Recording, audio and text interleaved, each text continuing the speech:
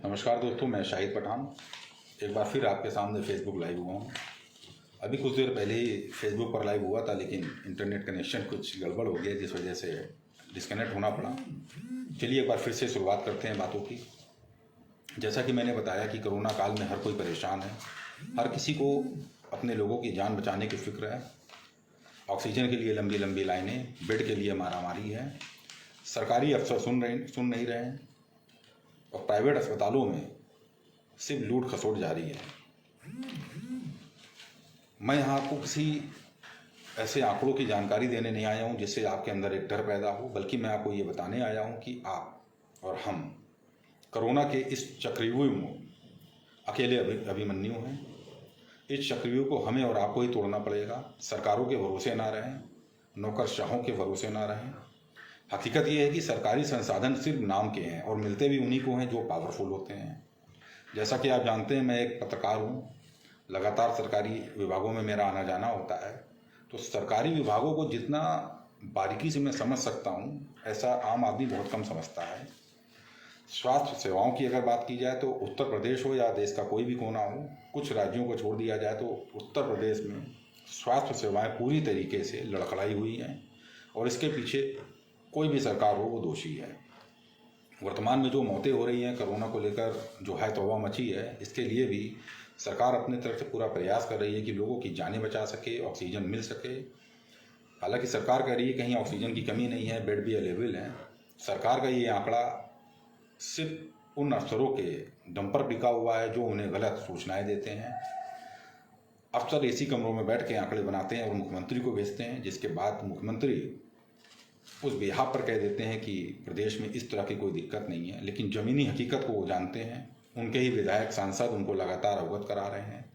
हालात इस कदर ख़राब हैं कि माननीयों को भी ना तो बेड मिल रही है ना ऑक्सीजन मिल रही है। ये ज़रूर है कि कानपुर पुलिस प्रशासन और अन्य जिलों की पुलिस भी लोगों की मदद करने के लिए बरकत प्रयास कर रही है। कहीं लावारिसों को कंधा दिया जा रहा है तो कहीं ऑक्सीजन और बेड की व्यवस्था भी पुलिस कर रही है। ऐसे पुलिसकर्मियों को मैं सलाम करता हूँ। अब मैं बात करता हूँ एक ख़ास मुद्दे की। मुद्दा ये है कि इस कोरोना काल में खुद को कैसे बचाएं। लगातार अखबारों में, टीवी चैनल्स में डॉक्टरों की सलाह और जानकारियाँ सामने आ रही हैं कि कैसे क्या करना है। कुछ डॉक्टरों से मेरी भी बात हुई है जिसमें उन्होंने साफ तौर से कुछ चीज़ों पे एहतियात बरतने की जानकारी मुझे दी, जो मैं आपसे साझा करना चाहता हूँ। एक तो ज़्यादातर लोग इस कोरोना काल में इतना डरे हुए हैं कि वो काढ़े का इस्तेमाल हद से ज़्यादा कर रहे हैं, गर्म पानी का सेवन भी ज़रूरत से ज़्यादा कर रहे हैं। अगर डॉक्टरों की माने तो इसका सेवन नियमित होना चाहिए। ज़्यादा काढ़ा पीने से आपकी सेहत बिगड़ सकती है। ज़्यादा गर्म पानी का भी इस्तेमाल ना करें, पानी उतना ही पिएं कि बस प्यास बुझ जाए। शरीर को भाप दें दिन में 3 बार। कुछ मेडिसिन्स हैं जो डॉक्टरों की सलाह पर लेते रहें। इससे आप कोरोना जैसी बीमारी से कुछ हद तक लड़ सकते हैं। और अगर आपको कुछ ऐसे सिम्टम, लक्षण दिखाई देते हैं जो कोरोना से मिलते जुलते हों तो प्लीज़ आप अपनी जांच जरूर कराएं और ख़ुद को आइसोलेट कर लें। ऐसा इसलिए कि इससे आपका परिवार भी सुरक्षित रहेगा और आपके आस पड़ोस के लोग भी सुरक्षित रहेंगे और संक्रमण बढ़ने से भी रुकेगा। हालांकि राज्य सरकार ने सोमवार तक के लिए लॉकडाउन बढ़ा दिया है। इसका कितना असर होगा ये तो आने वाले वक्त में पता चलेगा, लेकिन अपने और अपने परिवार के लिए, आपके लिए ज़रूरी है कि एहतियात बरतें। एक बात मैं आपको और पॉइंट आउट कर दूं, शहर में ऑक्सीजन और बेड को लेकर जो मारामारी है, जिसकी जानकारियां आपको लगातार मिल रही हैं, वो बिल्कुल सही है। कुछ हद तक इस पर कंट्रोल जरूर हुआ है, लेकिन ऑक्सीजन की दिक्कत काफ़ी हद तक है। कई प्लांट चल रहे हैं लेकिन वहाँ से जो आपूर्ति हो रही है वो नाकाफ़ी साबित हो रही है। कुछ सोर्सेज भी ये कहते हैं कि बड़े स्तर पर लोगों ने अपने घर पर गैस सिलेंडर्स बचाकर रखे हुए, ऑक्सीजन सिलेंडर को स्टोर कर रखा है। तो ऐसे लोगों से मेरी अपील है कि वो प्लीज़, अगर आपको ऐसे सिलेंडरों की ज़रूरत ना हो तो स्थानीय अस्पताल या पुलिस कमिश्नरेट कानपुर में एक ऑक्सीजन बैंक बनाया गया, वहाँ पर अपने सिलेंडर जरूर जमा करें ताकि किसी की जान बच सके। कई प्राइवेट संस्था भी इस तरफ कदम बढ़ाए हुए हैं, उनसे भी संपर्क कर सकते हैं। और ख़ुद को एहतियात के तौर पर सुरक्षित रखने के लिए अगर ज़रूरी ना हो तो घर से ना निकलें। जैसा कि एक लगातार अखबारों में आप पढ़ रहे हैं कि फला घाट पर इतनी लाशें जलाई गई, फला कब्रिस्तान में इतने लोग दफनाए गए। तो ऐसी खबरों को कम से कम पढ़ें। हमारा काम है कि प्रशासन को जगाना, जो हम जगाने का काम कर रहे हैं, जो उनका झूठ है, जो झूठे आंकड़े होते हैं जो सरकार को भेजे जाते हैं, उन आंकड़ों की पोल खोलना हमारा काम है, जो हम कर रहे हैं। हमारा मकसद या मीडिया का मकसद आपको डराना नहीं है, बल्कि जागरूक करना है। तो आप जागरूक रहिए। और ये सुझाव आपको दूंगा जो डॉक्टर कहते हैं, परिवार के साथ हैं तो कुछ गेम खेलें, एक घर में खुशनुमा माहौल बनाएं और ऐसी स्टोरीज पढ़ें जिससे आपका आत्मबल बढ़ता रहे। मोटिवेशनल स्टोरीज देखते रहें, कॉमेडी सीरियल्स देखें और गाने भी सुनें।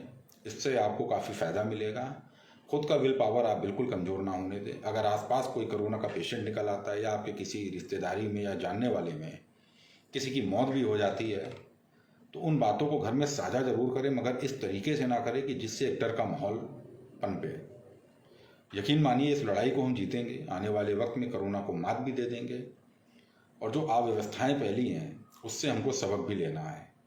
और सरकार से आप लोग भी ये उम्मीद मत करिए कि सरकार के पास कोई जादुई छड़ी है, वो घुमाएगी और 2 मिनट में सब कुछ सही हो जाएगा। ऐसा कुछ नहीं होना है। व्यवस्थाएं बनेंगी। उत्तर प्रदेश बहुत बड़ा है, संसाधन कम है।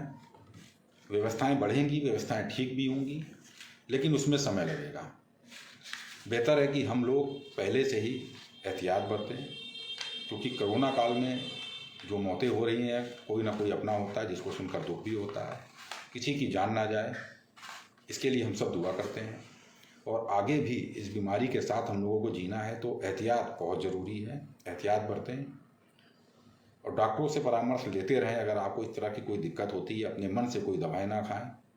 मेडिकल उपकरण जब तक ज़रूरी ना हो उसे अपने यहाँ स्टोर करके ना रखें, क्योंकि किसी गरीब की जान बच सकती है अगर उसको वक्त पे संसाधन मिल जाता है। तो फिलहाल शहर के माननीय जो विधायक सांसद हैं, मेरी उनसे भी एक अपील है कि सड़कों पर निकलें, लोगों के दर्द को समझें और जितनी उनकी मदद हो सके करें।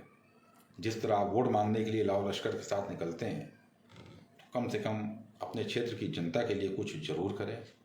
कुछ विधायक हैं, जैसे गोविंदनगर विधानसभा के विधायक सुरेंद्र नथानी जी, काफ़ी अच्छे प्रयास कर रहे हैं और करने भी चाहिए। वो अपना नेता होने का फ़र्ज़ निभा रहे हैं, तो और लोग भी निभाएं।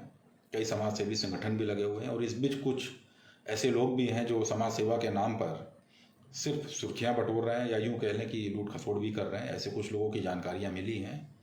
प्रशासन तक उनकी करतूतें भी पहुंच रही हैं। वक्त आने पर उनको जवाब दिया जाएगा। फिलहाल हमारी और आपकी कोशिश यही है कि एक दूसरे की मदद करते रहें, एक दूसरे का आत्मबल बढ़ाते रहें। आप भी एक दूसरे का सहारा बनिए। अगर कोई बेसहारा है तो उसकी मदद कीजिए। यही इंसानियत का परिचय है, यही एक अच्छे समाज का संदेश होता है। इसी के साथ मैं अपनी वार्ता को समाप्त करूंगा। जय हिंद। खुश रहिए, कोरोना को मात दीजिए और दूसरों की मदद करिए। इसी संदेश के साथ नमस्कार।